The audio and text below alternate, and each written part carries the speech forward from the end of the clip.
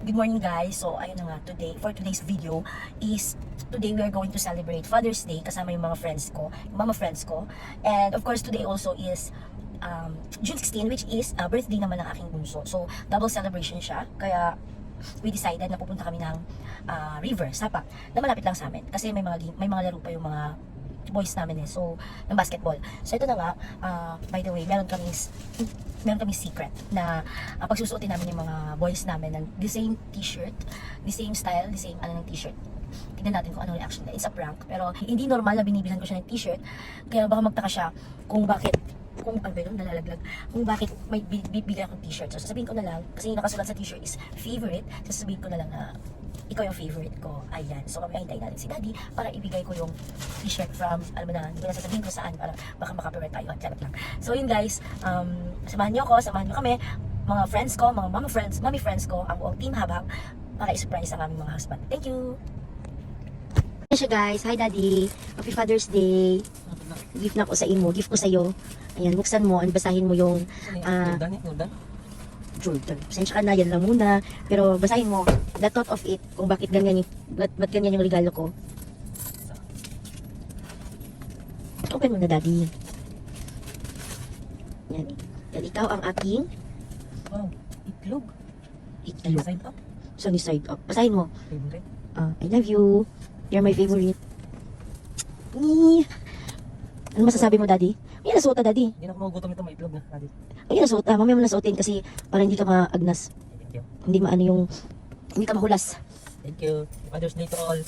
Guys, nabigay ko na yung regalo ko sa kanya sa Father's Day. So this time pupunta na kami sa mamamalengke na kami dahil meron kaming in-invite for the birthday naman din ng anak ko. So mag-aano lang kami, mag-iihaw-ihaw. So yun lang, bye-bye. Guys. Okay. Ino si Kobe Bryant. Guys, so ready na ako and ready na kaming lahat. I mean, kami lang muna ni Daddy makuuna dun sa venue. Kasi para mapwestuhan doon at mainit-it ngayon, malamang baka maraming makaisip na mag-barbecue or kaya tapos mawalan kami ng pwesto. Anyways, dala ko pala itong aking gamot for my allergies kasi meron akong pollen allergies. So yun na guys, alis na kami ni Daddy. Okay, bibili lang kami ng uling and kung ano naman. And guys, nandito na kami sa venue. Sa area. At napaka masukal nitong daan na dadaanan namin ngayon. Dahil ito lang yung malapit sa amin. Kasi mamaya may laro pa yung mga boys namin. So yan na nga yung napili naming spot guys. No? I-voice over ko na lang kasi nagtalo pa kami ng asawa ko dyan. Gusto niya kumanan, gusto ko kumaliwa. Wala siyang magagawa kasi ako ang laging tama. Charot.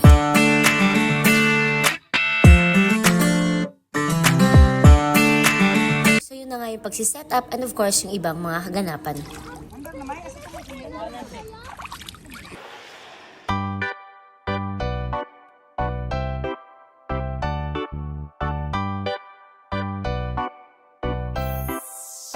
Pag-ilis na manuroy ta, mapahugnaw ta sa dagat. Okay ra, walay kwarta, kaya ko na ang bahala. Maglingaw-lingaw, pampawala sa kalaay.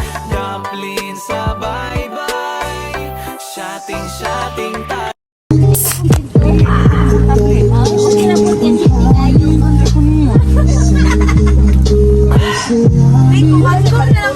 So guys, wala pala kaming uling, nakalimutan namin. Say hi to my vlog, Char. And ayan naming first victim, si Papa Jorem.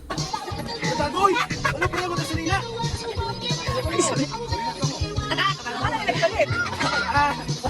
Yawa mo na kayo, saan yung dalong ba? Talikod na, talikod! Talikod mo ba? Tapat mo din, tapat din.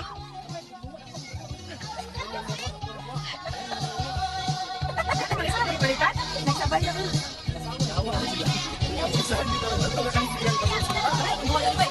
Ikaw na dua.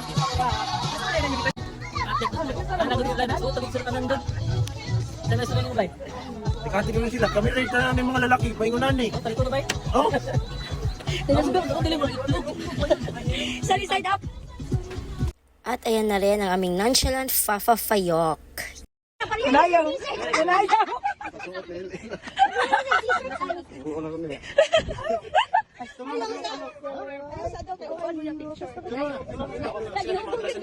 And dumating na rin si Fafa Trick na galing pa ng trabaho. Nagulat na gulat din.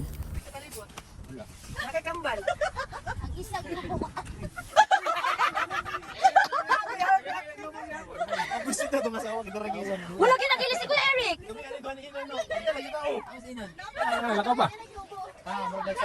At syempre dumating din ang aming pinaka-father ng buong Team Habhab, si Fafa Loloy.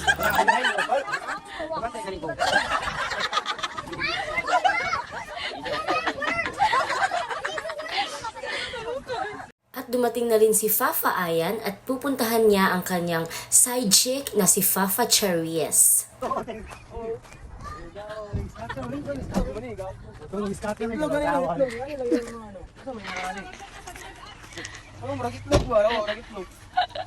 Ilang ganis, ani side up daw.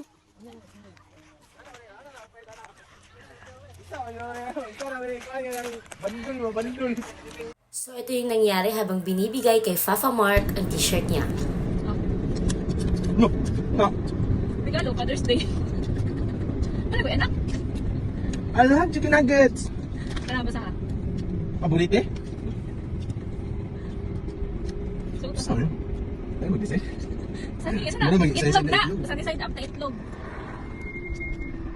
And of course, last but not the least, Fafa Kenta.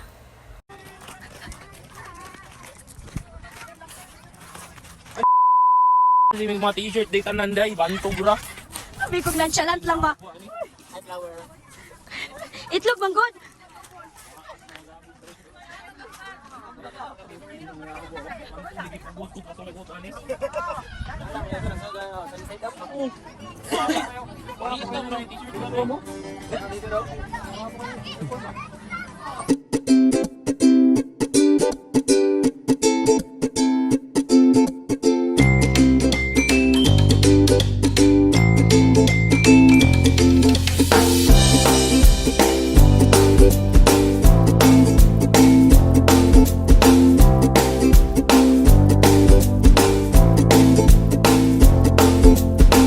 So ayun na nga guys, nakauwi na kami and nauna na yung mga bata since naulan kami doon sa Sapa, sa river, and ayun, nakakapagod pala pag ikaw yung nag-organize talaga kasi kailangan mong ma-check yung lahat ng paligid and of course, syempre ikaw yung pinakahuling makakauwi kasi kailangan mo pang magligpit.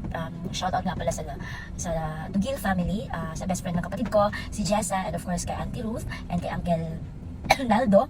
And of course, yung mga bisita nila, grabe, from Ichinomiya pa, tumulong talaga sila sa lahat-lahat. Sila yung nag-ihaw, gumawa ng gusto, yung pangarap kong kainin na parang yung seafoods na pangmukbang. And of course, sa mga friends ko, grabe, successful po yung prank namin. Prank pa matatawag yun. Dahil na-shock talaga yung mga husband namin. And ano pa ba? Masaya yung naging birthday at naging Father's Day. So, masasabi ko successful. So, yun lang po guys.